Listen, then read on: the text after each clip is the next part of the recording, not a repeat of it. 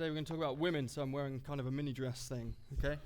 Let's just get that out there. Let's get that done. I know you're all kinds of behind on fashion. Let's just talk about it, get it done. Okay, we're done. All right. So a couple of things on the videos. We saw some footage of Berema. Partnering with Berema, Susanna Berema, is honestly an incredible privilege for this church. Julie and I have known Susanna Berema for, since 99, 2000, so for a really long time. Two of the most incredible, seriously, people that we've ever met. Berema plants churches all over West and North Africa, trains church planters, trains people who trains church planters, is a coveted speaker around the world, and but still resides in a small village close to the capital, Ouaga in Burkina Faso. Very, very poor country, massively unreached, as we saw, massively unreached people group. And so keep those in your, keep Fulani Ministries, Berema and Susanna in your prayers. If you would like their newsletter, they have one of those, let us know and we'll forward that to you. And as a church, we're supporting them as of this year. And I'm really hoping next time he's in the States that we're gonna have him speak here, and you will love him. He's awesome. He's an awesome communicator, and he's just phenomenal. So, on the roles of women video, I know that there's still some people who are kind of like that, which is fine, I guess. And that kind of leads me to state that it's not lost on me how the perception might be, that's somewhat presumptuous of me to stand up here and minister offer a sermon on women and then take questions, and so it's like, I'm just going to tell you about women, the role of women, and then I'm going to answer any of your questions, all in one short session. And so I understand that that what I want to do is I want to bring a word from the scriptures, and I'm deeply convicted about what the scriptures have to say on the role of women in ministry, in the world, and it's largely very liberating. And so hopefully I can, frustrate only some of you.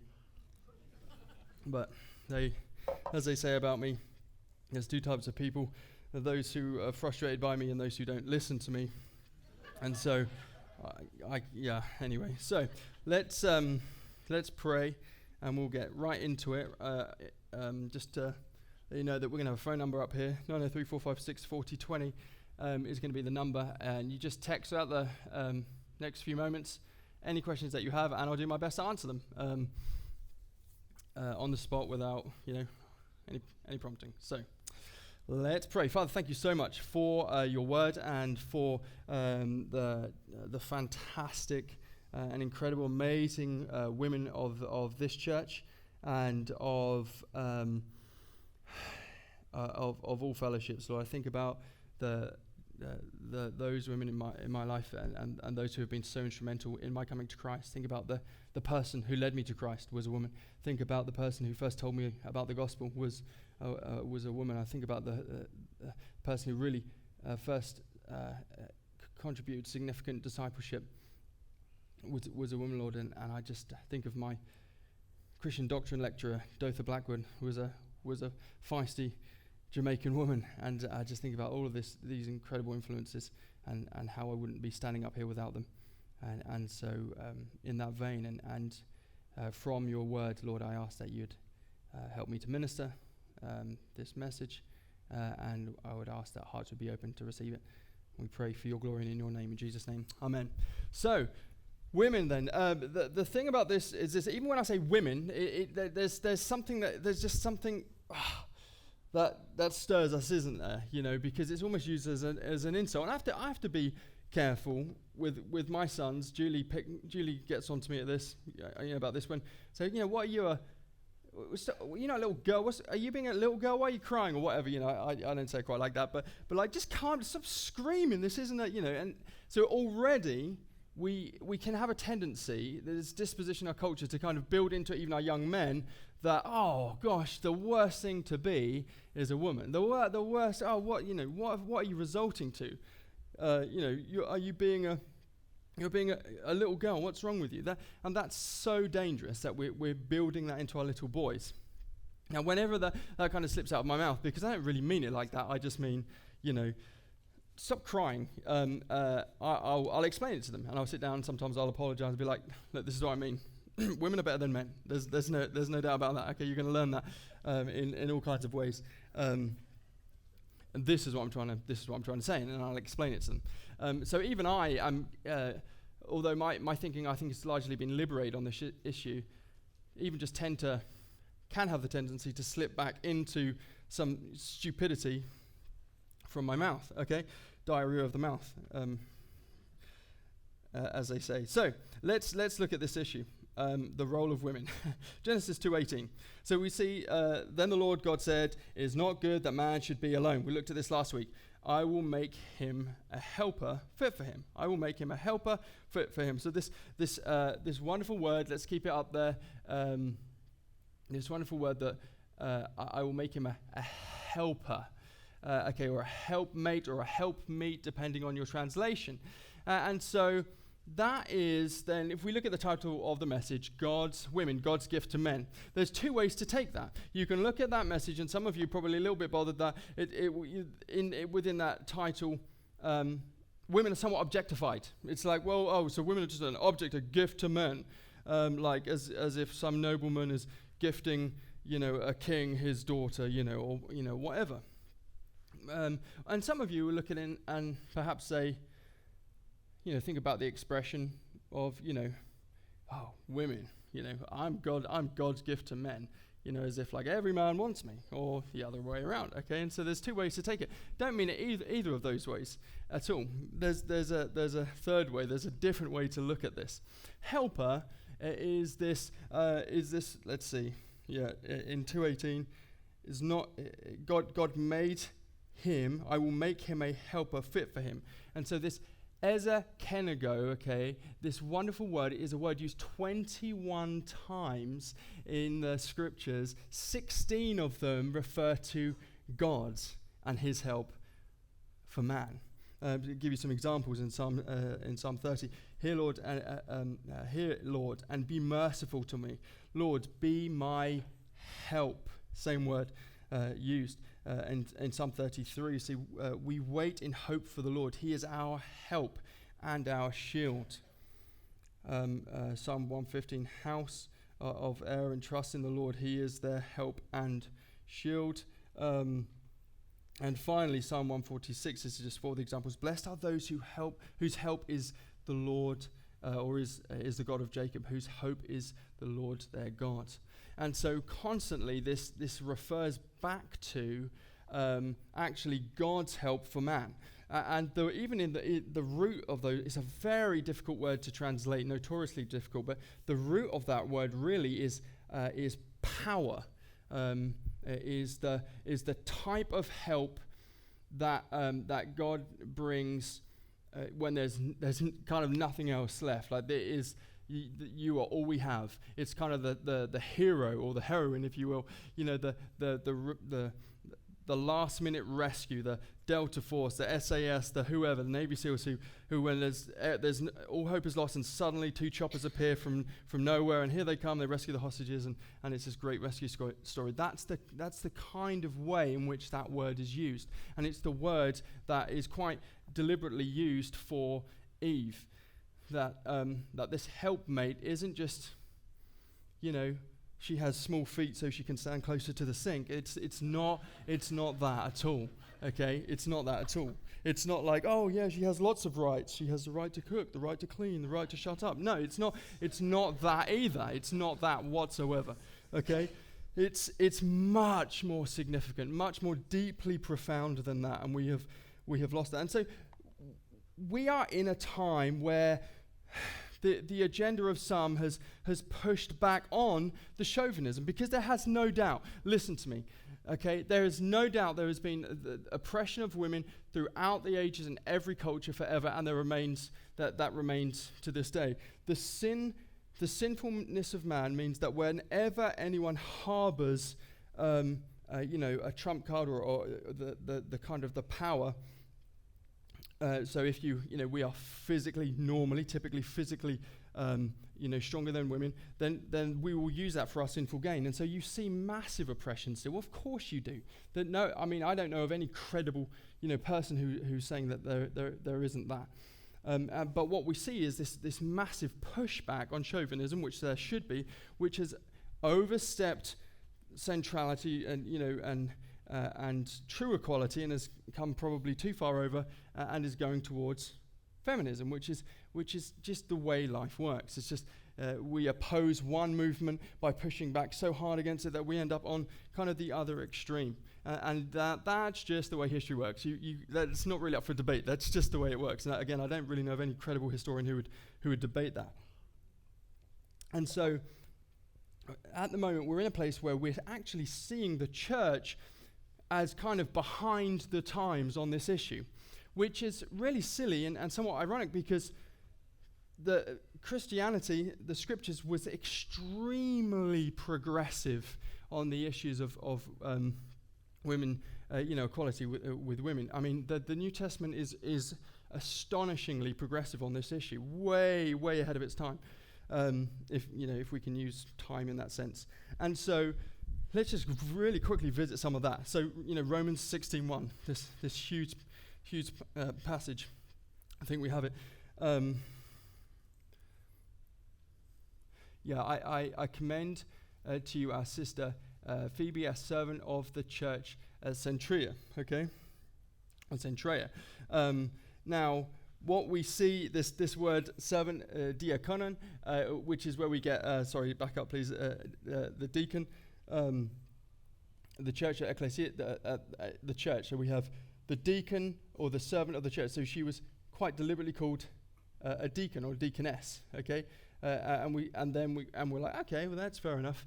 Women can be servants, but it's actually deacons or deaconesses. Okay, and then we'll move on to verse 7 of that same thing. Andronicus and Junia. Now, do you have 16:7 up? I think it should be on there. Yeah. And Junia. Now, my kinsmen and my fellow prisoners, they are well known to the apostles, and they were in Christ before me. And so we have here a problem.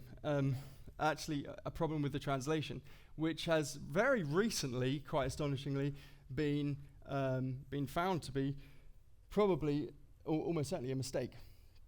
They are well known. So first of all, some translations say that Junia is Juna or Juna, which is masculine in the Greek. It's absolutely not. It's a feminine noun in the Greek, and they were well known to the apostles.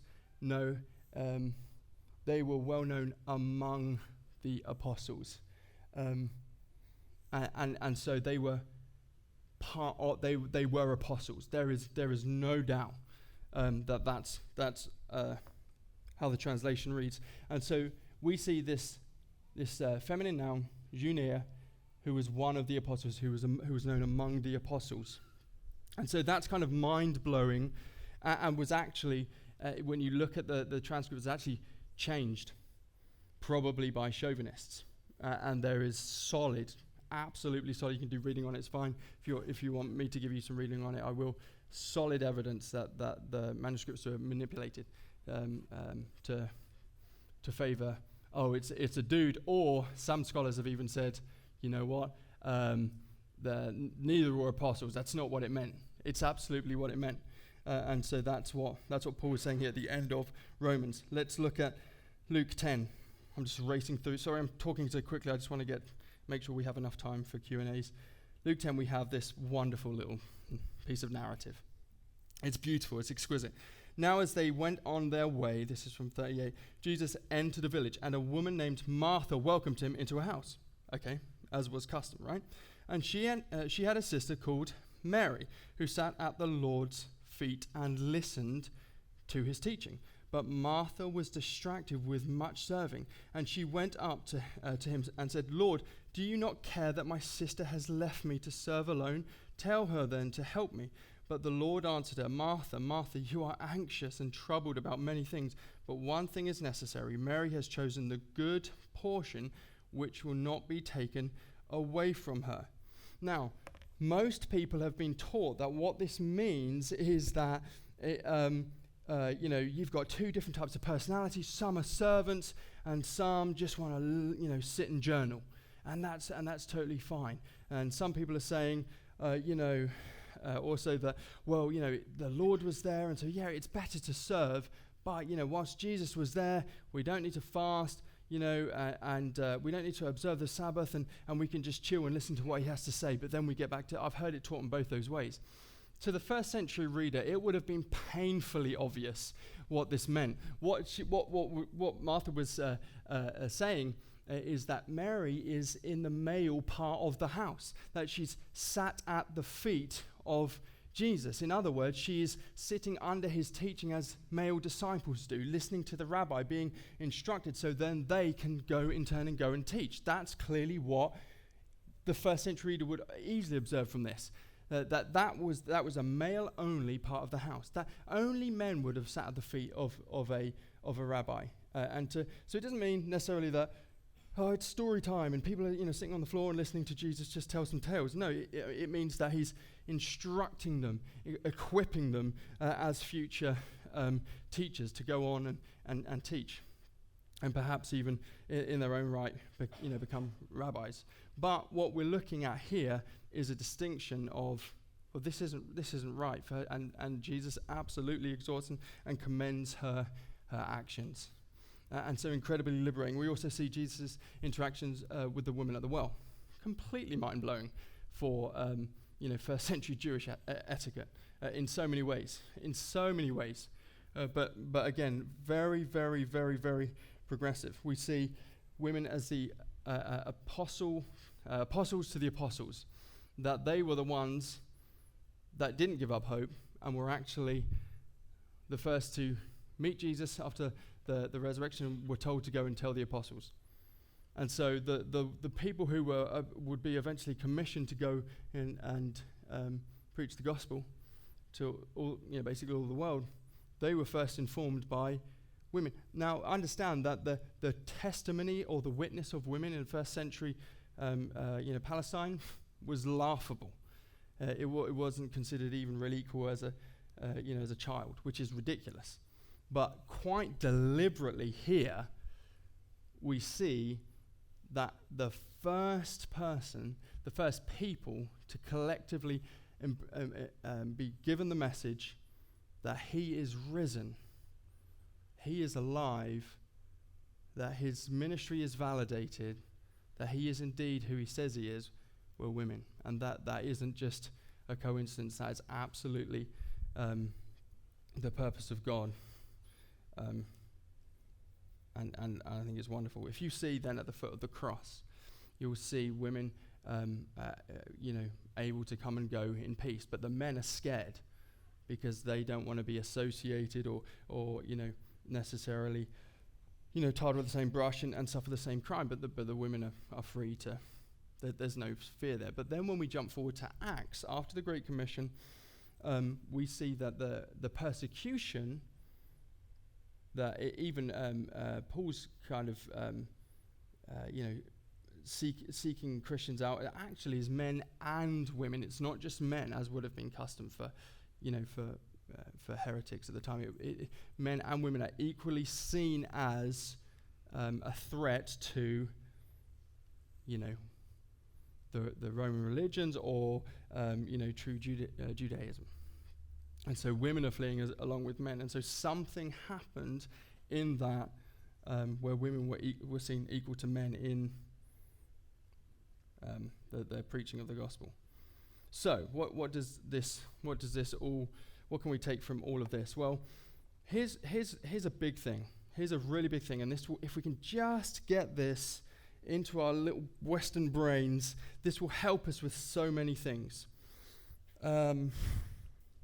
We are obsessed with rules. Our worldview cannot cope without hard, fast rules.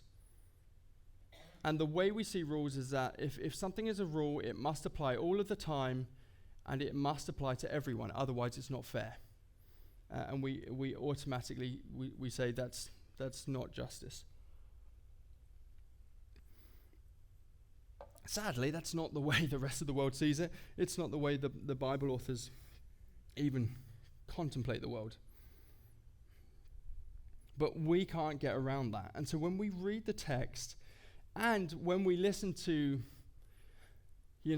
atheists who watched a 12-minute YouTube video and now think that they're smarter than, all of history scholars put together, they'll point out contradictions in the scriptures, and they said this, but then this happened, and there's this rule here, but then clearly God says do this, and it's embarrassing, honestly, to even listen to that kind of stuff, and so it's hard to engage it seriously. But what we see really constantly is this rule, which to us we read as this absolute definitive thing that cannot be, that's immovable. And then we see it broken within a few verses. And so there's just so many examples. I mean, you look at Joshua, you see, hey, you're going to get an inheritance, which is land when we come into the promised land, but not Canaanites. Canaanites cannot have any inheritance. And then what's the next story?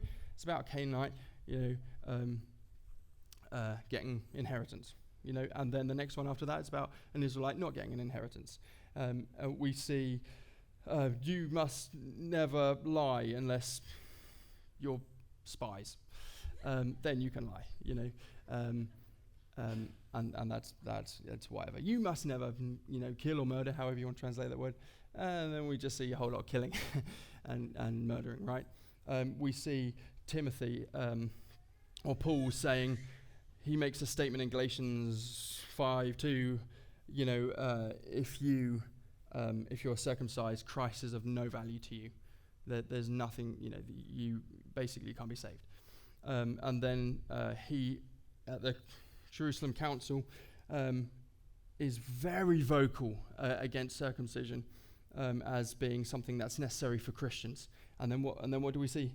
We see the next story in Acts is Paul circumcising Timothy. And so it's one thing after another of these rules that we see, followed by a contradiction. Our brains can't take it.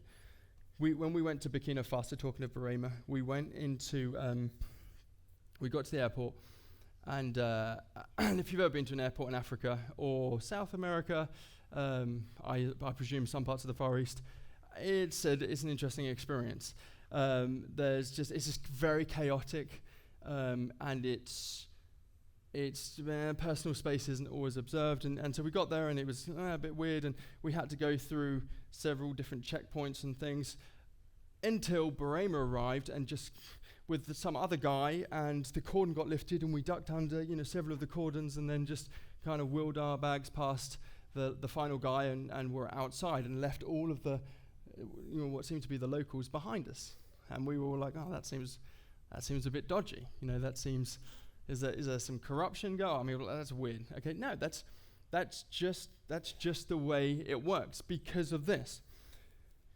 The way the rest of the world see things, and the way the Bible writers see things, is that, and the way that God sees things, is that rules are for the sake of relationship.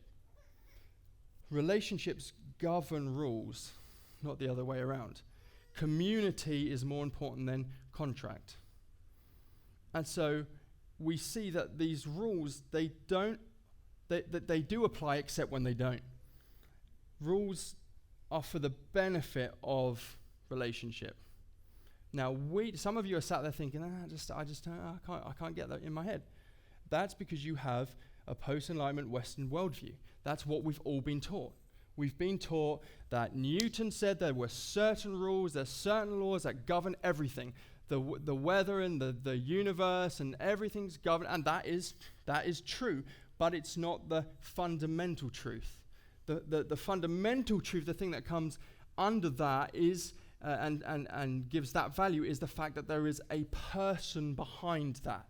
That he didn't just kind of spin the planets and everything and just let them go, and now he's up there in the clouds, just chilling, waiting for us to get up there and play some harp. He's still very much involved. But we haven't been taught that way. We've been taught that there's a reason for everything. So if you fall somewhere on the sidewalk and you break a bone, it's someone's fault and someone is getting sued because it's someone's fault. There is a reason that it happened. Not adequate signage. The sidewalk wasn't wide enough. There was a crack in the sidewalk. There was too much road noise and it wouldn't let you concentrate on where. There is someone is at fault. There is a reason it happened. And that's the way we think. There's the reason for all of these things. And we can boil it down. That's why we have to say that, we can't cope with the idea of, there's, God has a purpose for all of these bad things, but we don't know what the purpose is. We can't cope with that. We don't want that to be true. We want to find out what is the reason that this happened. We want the earthly, natural, tangible reason this happened. And so when we read the text, when we look at the text, you're going to see things like this. You're going to see Paul talking about things in 1 Corinthians 11, as we said last week, about women, with the head coverings, and just be quiet. Stop talking. Yeah, I don't permit you. He's engaging with rules for the sake of relationship that have to do with that. With the time, okay? So women in public who didn't have their head covered, they were prostitutes. That's the only women of the time that didn't have their head covered. That's just a truism, okay? And so he's talking about the signs of the time that say, hey, these are the cultural things that point to the fact that you're a woman. These are the cultural things that point to the fact that you're a man, okay? And so he's addressing the fact and celebrating the difference, the distinction between men and women. And so the Bible is very liberating on this issue, very liberating. And so when we approach the text, when we see these things, it's important for us not to be biblical fundamentalists. Don't be a biblical fundamentalist. And what that is someone who cannot approach the text without taking everything, quote, literally.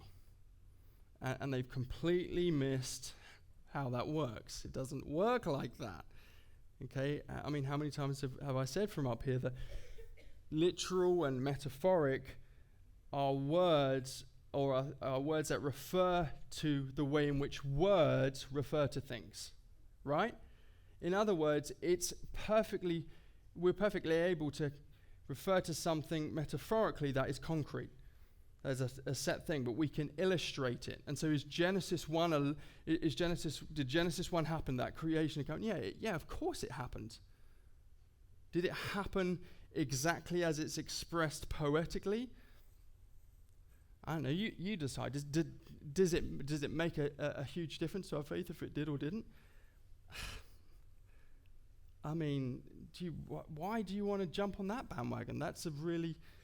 It's an ignorant bandwagon to jump on that. Everything is literal. It doesn't work. Bible doesn't work like that. You can't flatten it out and say it works like that. It doesn't. It just doesn't. You go to the Creation Museum or whatever and believe that the earth was created 6,000 years ago. Be that person. Be that person. But don't let your faith rest on that whole thing. And if that's not true, then your whole faith collapses. That's not the way it's supposed to work. That's not the way it's supposed to work. The Bible's so much more profound than that. So much more complex. And so when we approach these things that have to talk about gender and women's role, when we look at Ephesians 5 and we see that whole thing, understand that there's a whole beautiful world of nuance and culture and context happening. I'm not saying then that everything that's didactically, or everything that's taught from the scriptures that is, a definitive law or principle is we can approach it and say, well, maybe it was just for the sake of that. No, that's not what I'm saying. What I'm saying is approach the scriptures with a level of expectation that it goes below the surface, that there are things happening there that are richer and more nuanced than what you are willing to believe within your Western, worldview.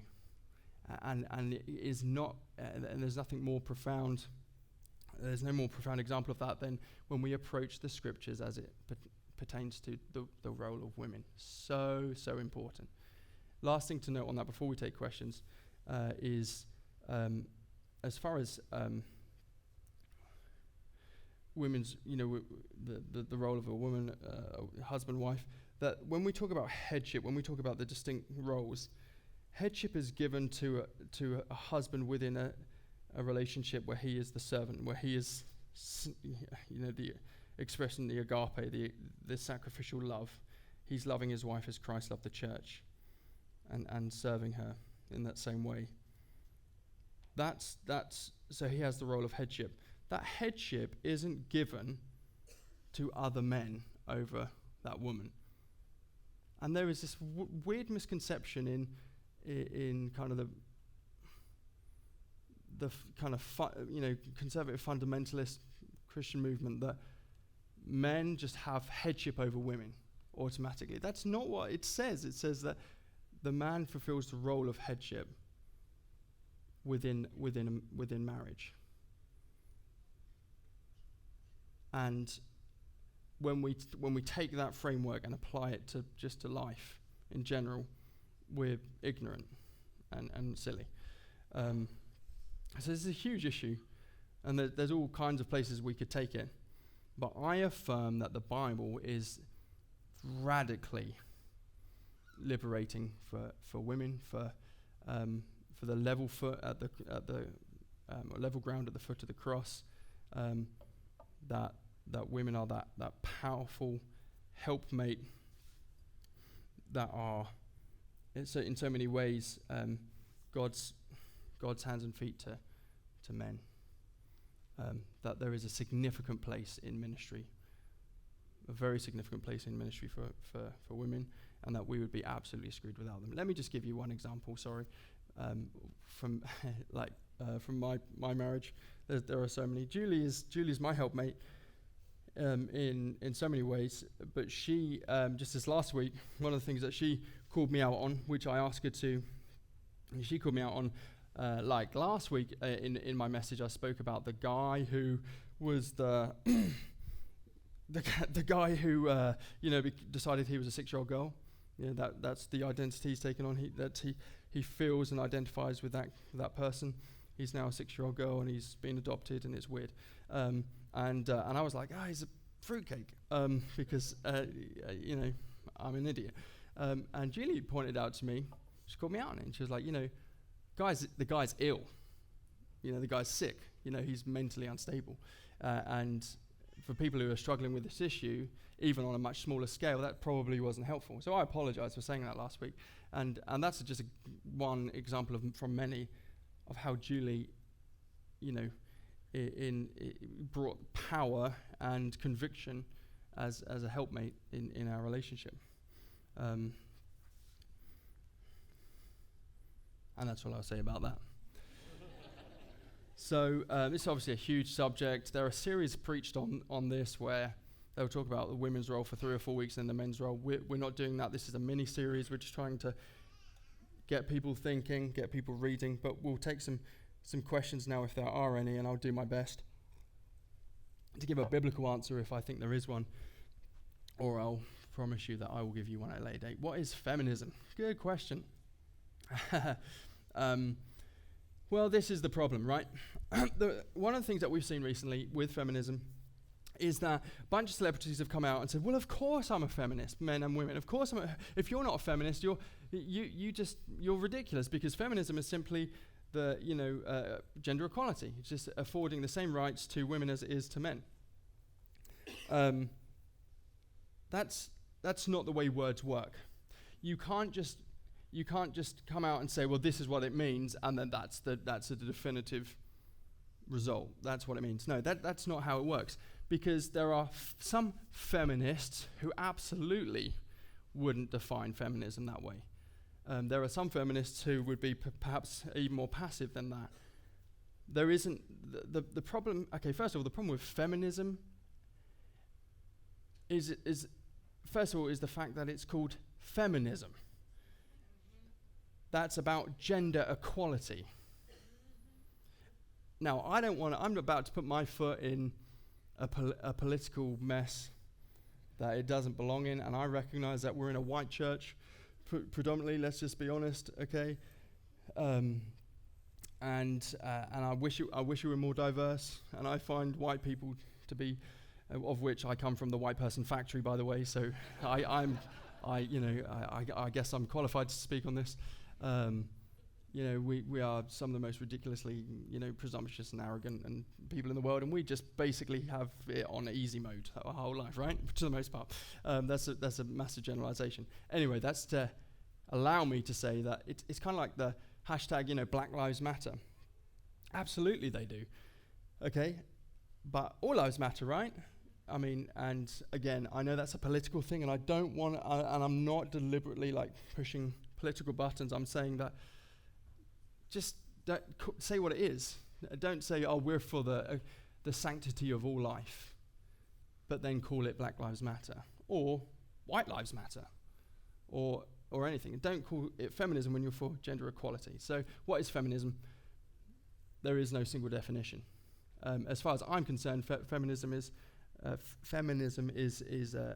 diametrically opposed to chauvinism, which is putting the women's rights, the women's agenda in front of instead of beside the role of men. So, and that's how most biblical scholars talk about feminism.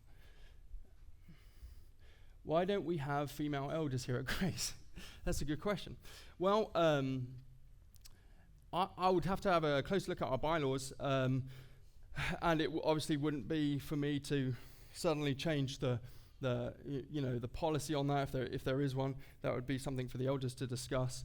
As far as I'm aware, in my time here, and I mean 7 years as being here as youth pastor and lead pastor, I don't know that in my time here anyone has ever or ever at this church anyone has ever been nominated or recommended who's a female for an elder position. In other words, I don't know if the elders have ever had a female propose to them. A female proposed to them as an elder. So to say that.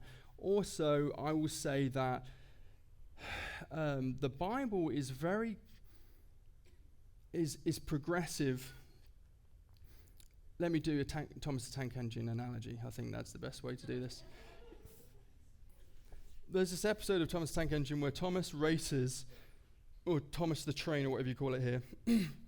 Ringo Starr narrated Thomas the Tank. Isn't that awesome? Anyway, that's a true thing. There's an episode where Thomas is so eager, he's racing across the island or whatever, and he's wanting to get there super fast, and then when he arrives at the station, he looks behind him and realizes he left the coaches. He didn't have the coaches, right?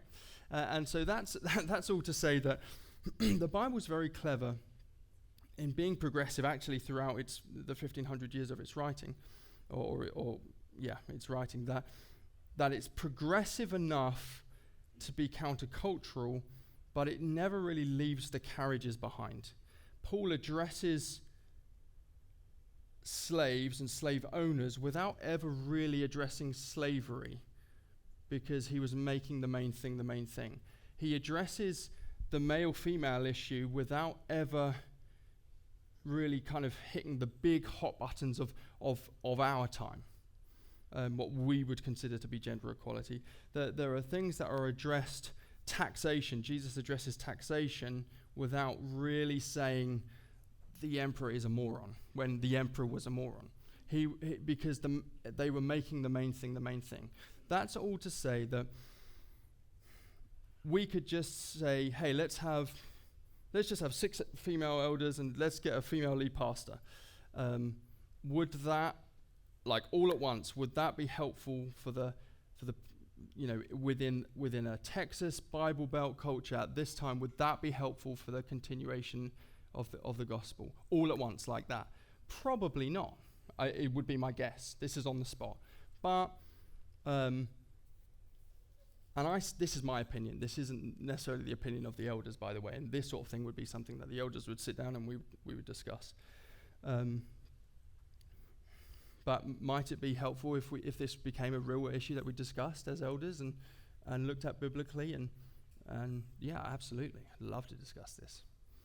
So that's my best way of not answering that question. If a Christian man will not step up and be the Christian leader in the home, can the wife step in and be the Christian head? That's such a great question. I think we go back to Adam and Eve and we see that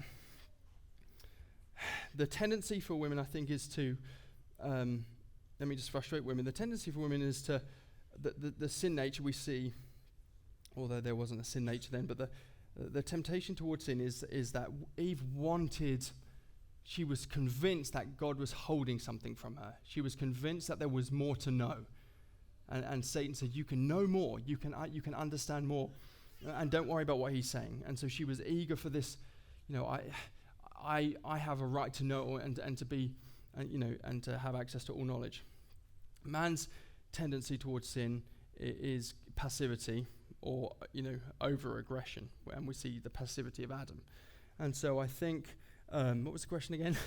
I think, again, there's nuance here. I think women need to be careful that this isn't used as a backdrop to he's too passive. Let's just do things my way because I want to eat the fruit, and men need to even more so need to stop being morons and stop being too passive. I think this has a lot to do with the fact that the church largely has been demasculinized, if you will. That church these days is just a little bit more attractive to women than it is to men. I think that's pretty well established, very well documented. I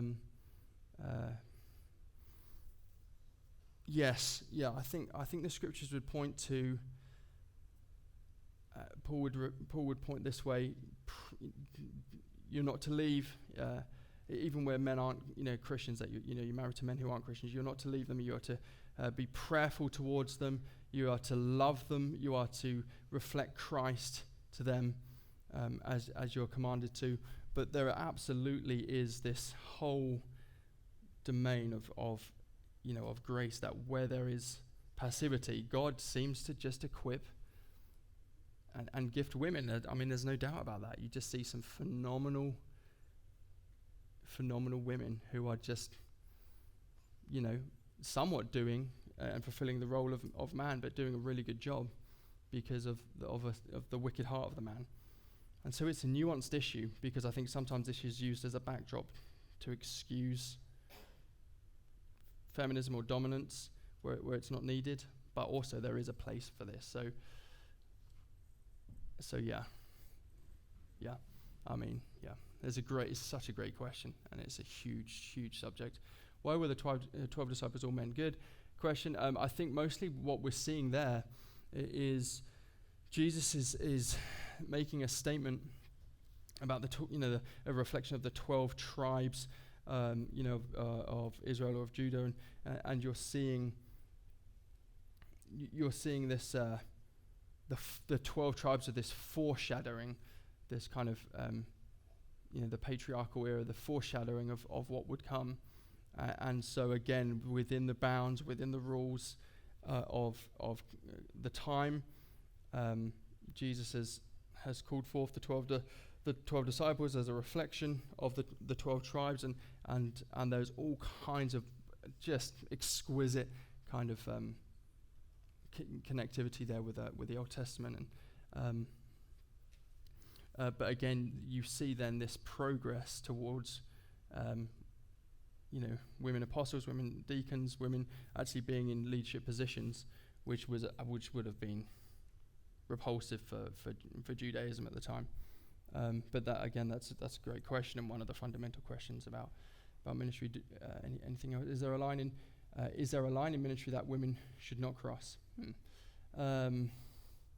there a line in ministry women should not cross? I assume that means in contrast to men, because there's a line in ministry that men and women shouldn't cross.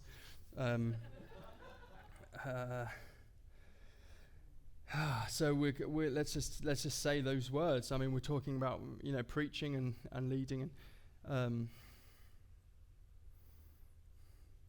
I would say I would probably be more, if I can use the word, progressive on this issue than most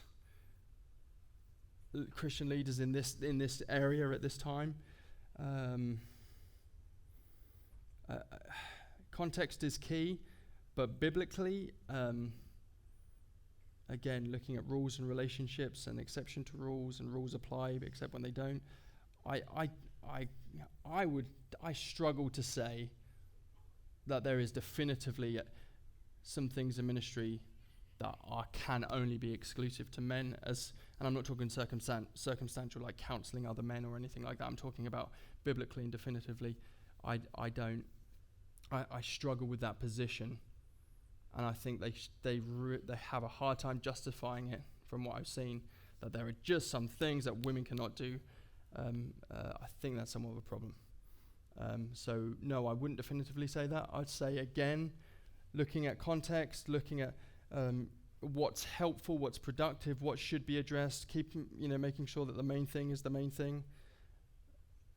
Is it always helpful that we just push buttons on purpose, that we just deliberately just kind of just because there's liberty to do so? I think Paul would say, be all things to all men. I think he would say, don't be a stumbling block. And so if we think we're going to reach more people and be more effective by watching our P's and Q's on these issues and just being a little bit more sensitive, then I think that's probably wise. But to answer your question, no, I don't think there is. What is the difference between sex and gender? Well, sex is a biological term, isn't it, that talks really about what we're born with, the equipment we're born with or not born with. You can laugh at that, that's fine. And gender is then, so Luke and Jack were born male, but they're not men. There are some things that qualify them to be men, and it's not just being 21 or 18 or whatever. Gender is largely engineered as far as the phenotypic expression, or our, as a culture, we decide that blue is a boy's color. Well, that's not always been the case, as we said last week. Where pink is a girl's color, that's not always been the case, as we said last week. That boys like football and American football, and girls and girls like ponies and ballet, and ballroom dancing, and those things are the way in which we apply,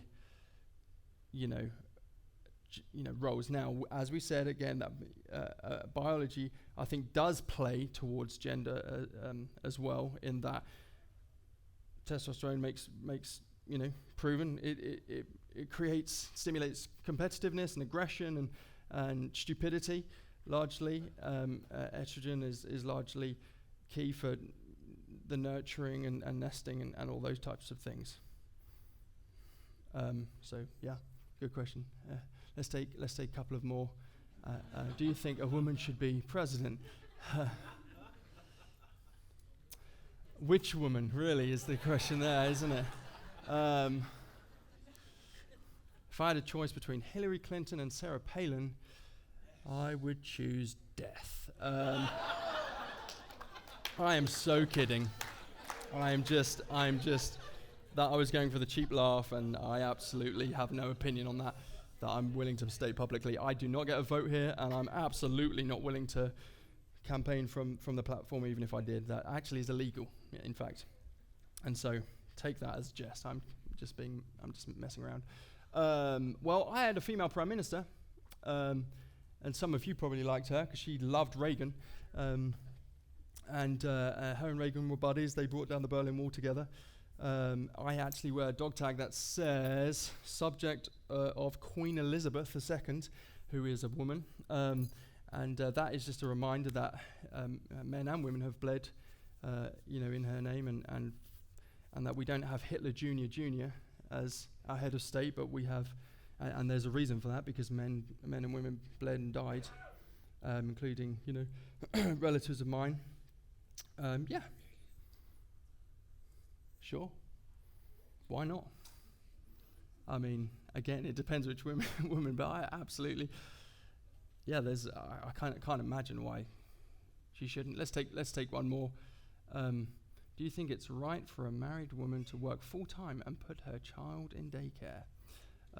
Oh, that's a good question. Thanks for leaving that one till last. To end on this note,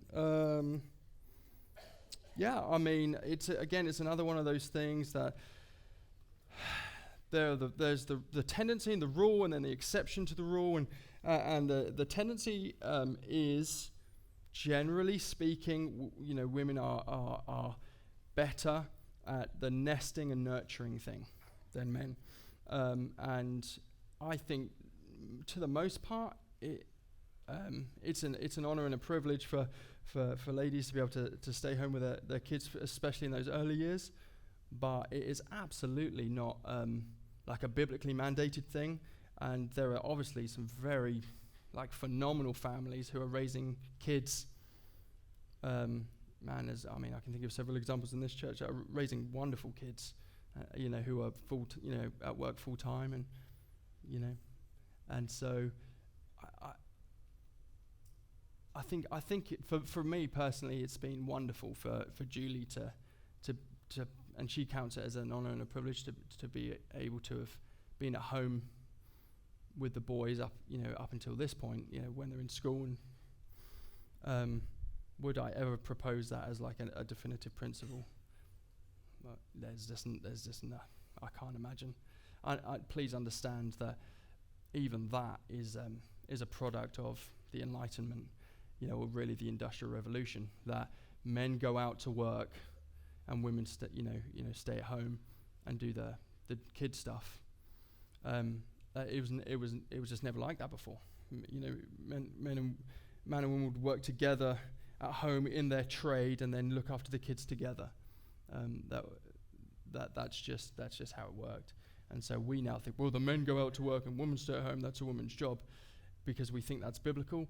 But people who think that are just stupid and ignorant, and I'll probably get told off by Julie for saying that, but it's just silly to think that, because it's not history, that's not reality. So, great question. But yeah, absolutely, it's I think it's fine to do that, and it's circumstantial, but it's lovely to stay at home with your kids. Just out of interest, no, I won't ask that. I can't do that. That might get some of you in trouble. But yeah, I think that's, another great question. I hope these questions have just stirred up some thinking and create some room for you just to really chew over these issues and think about the scriptures and think about how they apply in this area, but also in other areas, because it's just really important that we do that. All right, well, thanks for those questions. Let me just close this way with a couple of announcements. No closing song today, because I just wanted us to do it this way with the Q&A. Okay, Easter is 2 Sundays away, so it's 2 weeks away. And we have invite cards. Where are they, Julie? They're in the bulletin. And you can get them on your way out. I really encourage you. Let's just pack this place out. Really encourage you to hand these out to people. The buckle of the Bible belt at Easter are not at all fazed or care whatsoever about being invited to a church service at Easter. All right, and so please just do what you can to people don't have a church home, invite them here, hand these out, make a huge deal about it wherever you can get these. Let's get some visibility in the community. Let's see if we can reach some people who don't have a church home. That would just be that'd be really wonderful. And the next and the final announcement is this: that we have finally a work day scheduled for this Saturday, where we're going to be doing all kinds of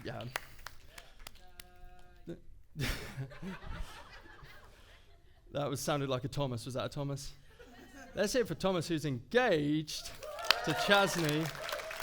Well done, Tomo. About bloody time, is like most of us are thinking. Anyway, so we have a workday scheduled. Please, women stay at home, men come and help. I'm just kidding. We need everyone to come and help. Please, I made Julie Dumdo. She's coming, and she was like, well, you and Dave are going to be the only ones if you don't announce it, and I told her that was sexist. No, she's going to be here. So please come this Saturday. It starts at 9 o'clock. This is huge. We're going to be knocking stuff down. We're going to be putting some stuff up. There's going to be tons of stuff to do. Please come and be part of that effort, part of the Calibrate Grace thing. And I believe there's a little gift for me, and for you, behind here. It's the wrecking ball. It's the wrecking ball prop. You know that song. What's her name? Miley Cyrus. And so, camera's on me. We're just going to get cracking on this now. I'll take the first honorary thing. All right. Where are we hitting, John? Right about here?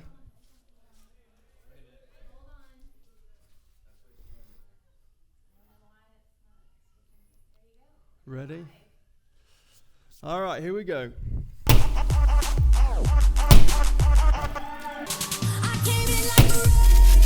Let's have the song. Who said that?